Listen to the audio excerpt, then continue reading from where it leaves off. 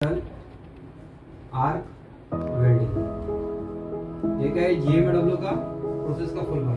लेकिन वेल्डिंग सीखने के पहले थोड़ा हम लोग शॉर्ट में देखेंगे कि वेल्डिंग का डेफिनेशन क्या है, उसके बाद में वेल्डिंग के टाइप्स को, मटेरियल जॉइनिंग के प्रोसेस कौन से है, वेल्डिंग के जो type of joint, type of position और जॉइंट का टर्मिनोलॉजी आपको मैं शॉर्ट में बताता हूँ। ठीक है, वेल्डिंग जो है, वेल्डिंग का जो आविष्कार है वो 1890 में हुआ था। जो पहले बात तो वेल्डिंग जो हम लोग कर रहे हैं वो क्या है, पुराने जमाने से हो रही है। मतलब जब सम्राट अशोक, चाणक्य, उसके पहले भी जब मेटल का जो इन्वेंशन हुआ, मेटल का जब शोध हुआ था, तभी से वेल्डिंग का आविष्कार हुआ। वो कैसे आपको मालूम, पुराने जमाने में क्या बनती थी, तलवारें बनती थी, भाले बनते थे, मुकुट्स वगैरह, वो भी चीजें बनती थी। तो वो चीजों में क्या होता था, वेल्डिंग किया जाता। लेकिन वो लोग वेल्डिंग कैसे करते थे, मटेरियल को ज्वाइनिंग करके उसके ऊपर क्या करते थे, हैमरिंग करते थे। तो वो भी क्या है, नॉन फ्यूजन वेल्डिंग का मेथड है। ठीक है, तो वेल्डिंग का जो है हम लोग पुराने जमाने से वेल्डिंग होते आ रही है, लेकिन इलेक्ट्रिक करंट की सहायता से मटेरियल को पिघला के वेल्डिंग कैसा करने का, वो 1890 में रशियन साइंटिस्ट था, उसने उसका आविष्कार किया। मतलब वेल्डिंग का बेयर इलेक्ट्रोड रहेगा, उसका फ्लक्स नहीं रहेगा अपना। उन्होंने ये जनरेटर के सहायता से, पहले जनरेटर यूज होते थे, जनरेटर की सहायता से इलेक्ट्रिक करंट यूज करके मटेरियल को खाली मेल्ट करके उसके ऊपर डिपोजिशन, मतलब फ्लक्स नहीं था रॉड। उसके बाद में 1910 में एक अमेरिकन साइंटिस्ट है, उसने किया, जो इलेक्ट्रोड है, इलेक्ट्रोड के साथ में उसने क्या किया, फ्लक्स लगा के वेल्डिंग करने का इन्वेंशन किया। वो अमेरिकन साइंटिस्ट अलेक्जेंडर करके था, उसने किया। उसके बाद में 1914 में, जब 1915 में जब फर्स्ट वर्ल्ड वॉर हुआ, तभी क्या हुआ, बहुत सारी जो शिप थी वो क्या हो गई थी, मेंटेनेंस में चली गई थी। अभी वो उतना सा शिप को मेंटेनेंस में सब वेल्डिंग वगैरह करके पूरा रेक्टिफिकेशन वगैरह करने में क्या था, उसमें ज्यादा प्रोडक्टिविटी चाहिए था, क्योंकि वो रॉड से अगर आप वेल्डिंग करते हो तो वेल्डिंग करने में बहुत टाइम लगता है। जैसा आर्क वेल्डिंग अगर समझो आप 8 घंटे में करते हो तो 3.5 से 4 kg का प्रोडक्शन SMW वेल्डिंग का 8 घंटे में। तो वही अगर समझो आप GMAW प्रोसेस से अगर वेल्डिंग करते हो तो वही प्रोडक्टिविटी आपका 10-12 kg तक मिलता है। ठीक है, तो फिर उन्होंने क्या किया कि सॉलिड वायर को गैस के सहायता से वेल्डिंग करके इलेक्ट्रिक करंट यूज करना है, सॉलिड वायर और गैस आपको यूज करना है। वैसा एक प्रोसेस इन्वेंशन किया, उसको हम लोग GMAW प्रोसेस बोलते हैं। वो क्यों यूज किया है कि प्रोडक्शन अपने को ज्यादा से ज्यादा मिल सके। उसके बाद में 1960 में जब ये अवकाशयान मुहिम चालू हो गया, तो पोलर सैटेलाइट, लॉन्च व्हीकल वगैरह जाना चालू हो गया। पहला चंद्रयान गया था, नील आर्मस्ट्रांग पहला क्या है, आदमी था चांद पे जाने वाला। तो वो जो पोलर सैटेलाइट या वो जो अवकाशयान बनते थे, उसमें लीक प्रूफ वेल्डिंग का जरूरत था। मतलब अभी आपको मालूम है कि अगर समझो जो भी हम लोग एयरप्लेन वगैरह बनाते हैं या ऊपर में जो हम लोग स्पेस वगैरह जो भेजते हैं, उसका क्या रहता है, रिक्वायरमेंट क्या रहता है, उसका वजन कम हो और उसका वेल्डेबिलिटी अच्छी हो। अभी वजन कम और वेल्डेबिलिटी अच्छी हो तो ऐसे दो ही मटेरियल है, एक तो एक एल्यूमिनियम, जो अपने जितने भी प्लेन है वो कैसे एल्यूमिनियम मेटल के बनते हैं, और जितने भी स्पेस वगैरह जो है इसके टाइटेनियम के बनते हैं। तो वजन में हल्के रहते हैं लेकिन उसका वेल्डेबिलिटी अच्छा रहता है। तो वो मटेरियल को लीक प्रूफ वेल्डिंग करने के लिए कोई तो और एक प्रोसेस का इन्वेंशन करना जरूरी था। तो तभी टिक वेल्डिंग का उसमें आविष्कार हुआ, टंगस्टन इनर्ट गैस। उसमें टंगस्टन की सहायता से क्या करते हैं, इलेक्ट्रोड को क्या करते हैं, गर्म करते हैं। उसके बाद में शील्डिंग के लिए आर्गन गैस यूज करते हैं, इनर्ट गैस, और वेल्डिंग करते हैं, उसको टंगस्टन इनर्ट गैस बोलते हैं। उसके बाद में वेल्डिंग में और इलेक्ट्रिसिटी में ये दो फील्ड, इसमें 1960 के बाद में इतने बहुत सारे चेंजेस आते रहे टेक्नोलॉजी में। उसके बाद में fusion welding, friction welding, cold welding, hot role welding, बहुत सारे वेल्डिंग के आविष्कार हुए। अभी वो मैं आपको एक चार्ट के जरिए मैं एक शॉर्ट में समझाता हूँ आपको। ठीक है, समझ में आ रहा है आपको मैं जो बोल रहा हूँ? अभी मैंने क्या बताया कि हम लोग ये क्लास क्यों कर रहे हैं, हम लोग यहाँ पे क्यों आए। उसके बाद में मैंने आपको क्या बताया, वेल्डिंग का हिस्ट्री बताया।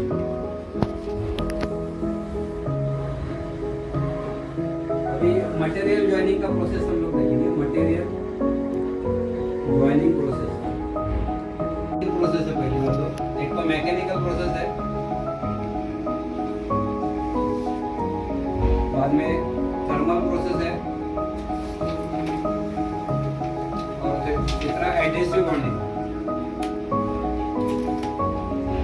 अभी मैकेनिकल प्रोसेस जो है उसमें क्या है, नट बोल्टिंग, रिवेटिंग वगैरह जो है आपका मैकेनिकल प्रोसेस में आएगा। दूसरा थर्मल प्रोसेस में आएगा आपका फ्यूजन, दूसरा नॉन फ्यूजन, और थर्ड एडहेसिव बॉन्डिंग में आप जो पेपर के ऊपर फोटो चिपकाते हो या एयरलाइट से नेम प्लेट जॉब के ऊपर चिपकाते हो, वो कौन सा हो गया, एडहेसिव बॉन्डिंग हो गया। ठीक है। मैकेनिकल प्रोसेस नट बोल्टिंग, रिवेटिंग तो मालूम है आपको, ब्रिज बनाते हैं हम लोग, अंग्रेजों के जमाने के ब्रिज क्या है, रिवेटिंग प्रोसेस से हम लोग नहीं किए। नट बोल्टिंग भी से भी हम लोग टेम्पररी मटेरियल को ज्वाइन करते हैं।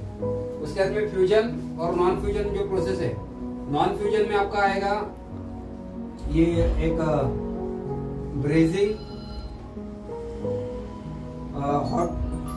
हॉट रोल वेल्डिंग,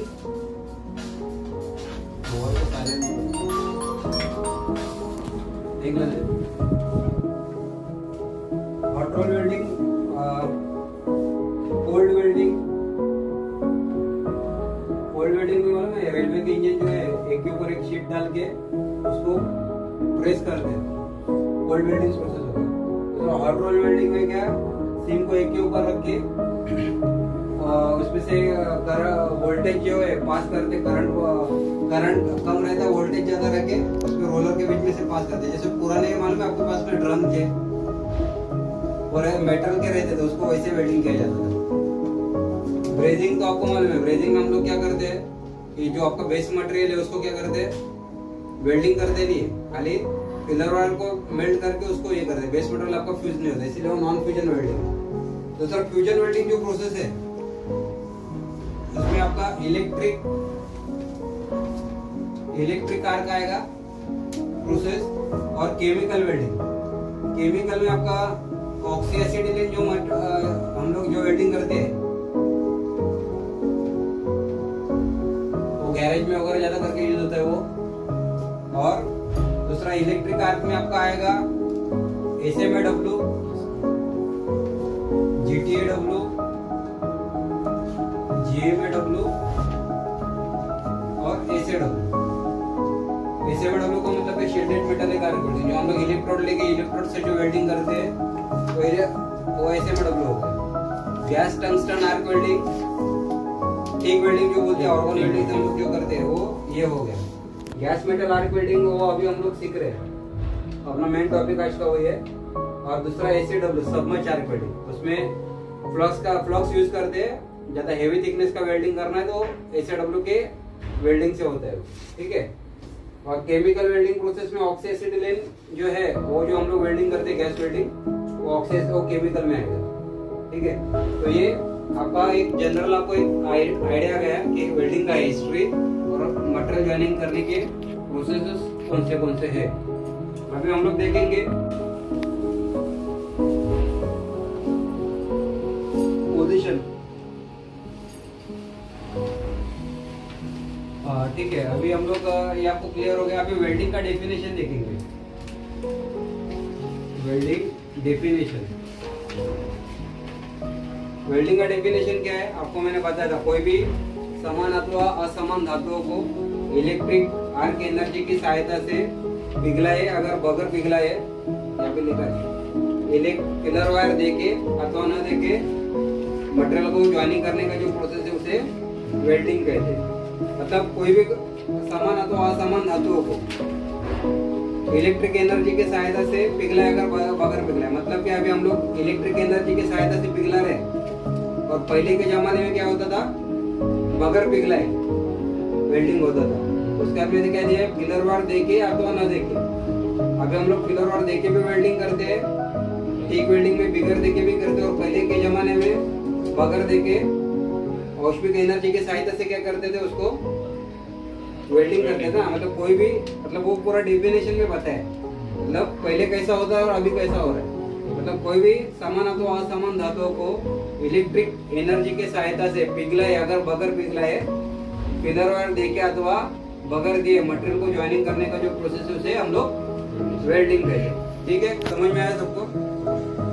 अभी हम लोग इसमें देखेंगे कि प्लेट में हम लोग वेल्डिंग करते हैं, बराबर है। पाइप में, इसमें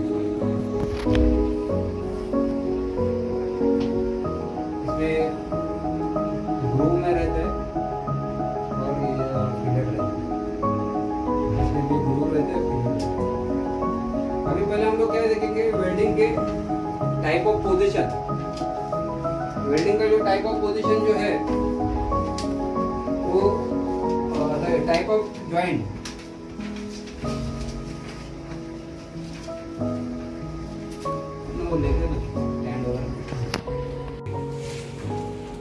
अभी समझो मेरा ये पाइप है,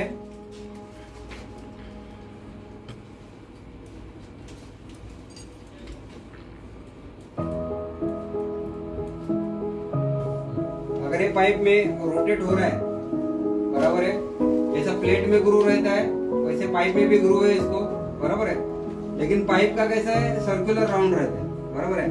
अगर जो वेल्डिंग करते समझो इसको रोटेटर पे लगाया हम लोग, या वेल्डर वेल्डिंग करते टाइम समझो इसको पाइप को घुमाया और खाली वो ऊपर में इलेक्ट्रोड रख रहा है और पाइप घूम रहा है, तो ये कौन सा हो गया आपका 1G पोजीशन हो गया।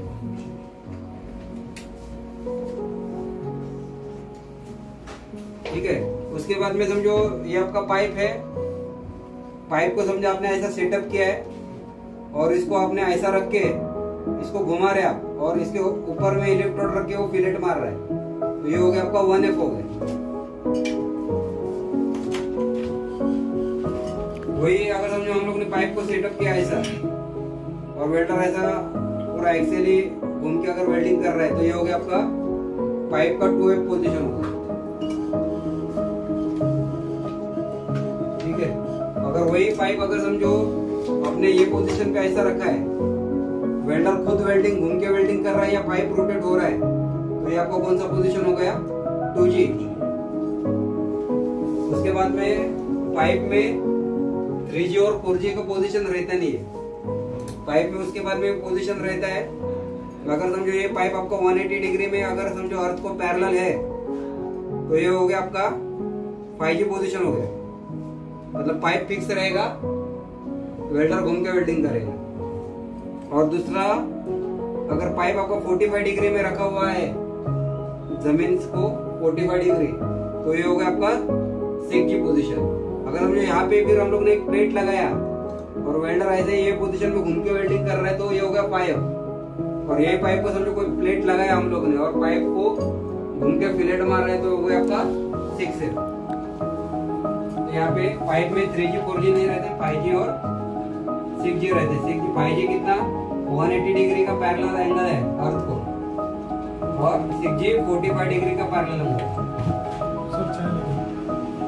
सर को पूछिए।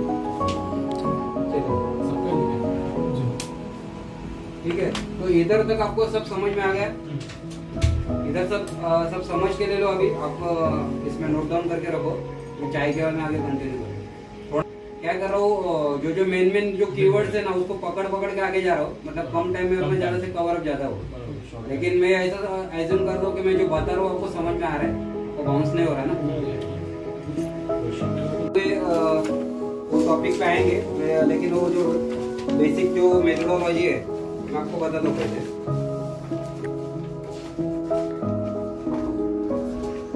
तो हम लोगों ने क्या देखा, वेल्डिंग का हिस्ट्री देखा,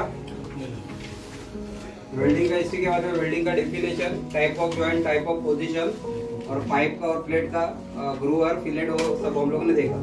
अभी हम लोग क्या जॉइंट का टर्मिनोलॉजी देखेंगे हम लोग, पार्ट ऑफ वेल्ड जॉइंट।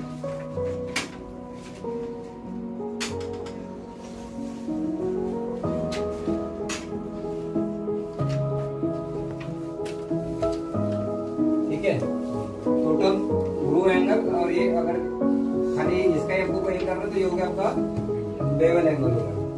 दूसरा ये आपका हो गया रूट फेस, मतलब प्लेट आपका ये स्ट्रेट रहता है ना, बाद में हम लोग क्या करते हैं इसको ग्राइंडर से वगैरह दबाते हैं, तो दबाने के बाद में उसको रूट फेस बनाते हैं। रूट फेस नहीं रहेगा तो वेल्डिंग का मटेरियल आपका मेल्ट होने के बाद में सीधा नीचे गिरेगा। अगर समझो आपका ये रूट फेस बना तो मटेरियल का आपका मेल्ट होने के बाद में उसको क्या मिलता है, एक लैंड मिलता है, मटेरियल पिघल के पीछे बराबर उसका पेनिट्रेशन आ जाता है।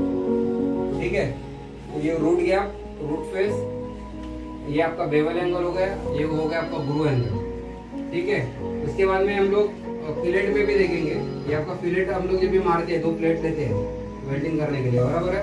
तो उसमें 1 नंबर का जो दिया है ये आपका हो गया थ्रोट, मतलब हम लोग जब वेल्डिंग मारा है पूरा, बराबर है। तो इसे हम लोग क्या बोलेंगे, थ्रोट बोलेंगे। अभी इंग्लिश ब्रिटिश क्लाइंट वगैरह आएगा आईएसओ में, तो जब हम लोग ड्राइंग देते तो ड्राइंग में वो लोग थ्रोट को थ्रोट का ही देते कंसर्नेशन। और वही अगर समझो अपना अमेरिकन स्टैंडर्ड के हिसाब से देखें तो वो लोग लेग लेंथ बोलते हैं, लेग लेंथ हम लोग कितना चाहिए, लेग लेंथ। अगर समझो 10 का अगर समझो मेरा फिलेट है तो अमेरिकन वाला क्या बोलेगा, मेरे को 10 का लेग लेंथ बनाना चाहिए। और वही अगर थ्रोट वाले में कैलकुलेट करना है तो ब्रिटिश स्टैंडर्ड वाले क्या बोलेंगे कि हम लोग का ये जो है हम लोग को कितना चाहिए, थ्रोट चाहिए 7 mm का थ्रोट चाहिए, क्योंकि लोअर थ्रोट का फॉर्मूला क्या है, lower thickness is equal to 10 into 0.7, मतलब आपका ये 10 है, थिकनेस 10 है, तो उसको 0.7 से मल्टीप्लाई करोगे तो आपको क्या मिलेगा, लेग लेंथ मिलेगा, ये थ्रोट मिलेगा। मतलब 10 का थिकनेस है, 10 को लोअर थिकनेस को 0.7 से मल्टीप्लाई किया तो 7 मिलेगा। और 7 को अगर 1.41 और 42 से मल्टीप्लाई करोगे पाइथागोरस का जो वैल्यू है उसके अकॉर्डिंगली, तो आपको 9.96 वगैरह वो आएगा उसका कुछ वैल्यू, वो हो गया आपका लेग लेंथ। ठीक है। उसके बाद में आपको ये देखोगे कि इसमें 1 नंबर का ये जो दिया है ये थ्रोट दिया है, 2 नंबर का ये जो दिया है ये वेल्ड फेस दिया है बुक में आपके। दूसरा 3 नंबर दिया है यहाँ पे देखो, अगर आपने यहाँ तक वेल्डिंग किया है तो जो 3 नंबर दिया है ये डेप्थ ऑफ फ्यूजन बताया, मतलब कितना अंदर तक वो मटेरियल आपका डाइल्यूट हुआ है। उसके बाद में 4 नंबर का जो इन्होंने दिया वो रूट का दिया हुआ है, आगे पे वेल्डिंग मारते तो इधर अंदर तक कितना जो गया है उसको रूट बोलते हैं। और 5 का तो आपको बताया फिलेट का लेग लेंथ, और ये होगा आपका थ्रोट, ये आपको ध्यान में रखना। बाद में ग्रूव एंगल, रूट फेस और रूट ओपनिंग का हिंदी में यहाँ पे सब डेफिनेशन दिया है। अगर आपको समझो मैंने कुछ बताया और समझ में नहीं आया तो हिंदी में आपको ये कर सकते हो। उसके बाद में ये पेज देखोगे आप, यहाँ पे लेग लेंथ दिया है, जैसा मैंने थ्रोट बताया वो थ्रोट दिया हुआ है, रूट। उसके बाद में आपका अगर समझो ये फिलेट जॉइंट है, आपने समझो ये वेल्डिंग मारा है तो इसको क्या बोलते हैं, वेल्ड टो।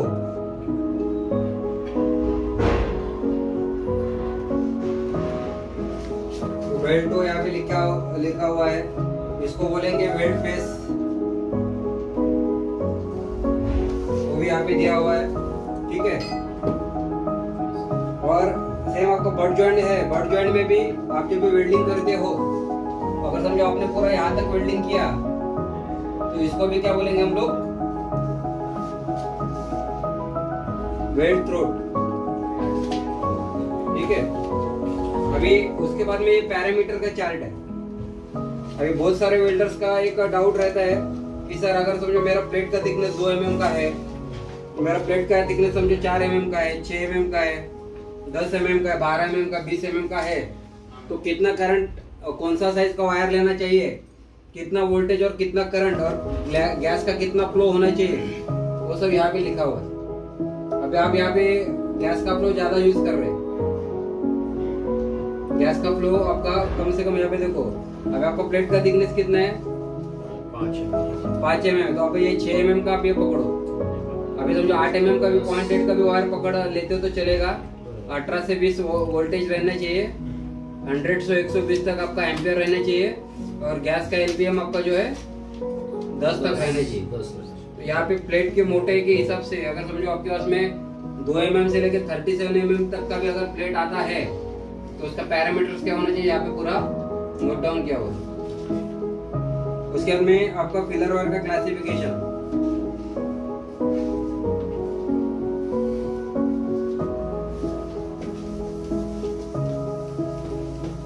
ये जॉइंट का टर्मिनोलॉजी मैंने आपको बताया है, तो आपको क्या थोड़ा स्टडी भी करना पड़ेगा। अभी आपको बुक ध्यान, आपको मैंने जो बताया है बुक उसको भी आप पढ़ोगे हिंदी में ये तो थोड़ा और आपको समझ में आएगा।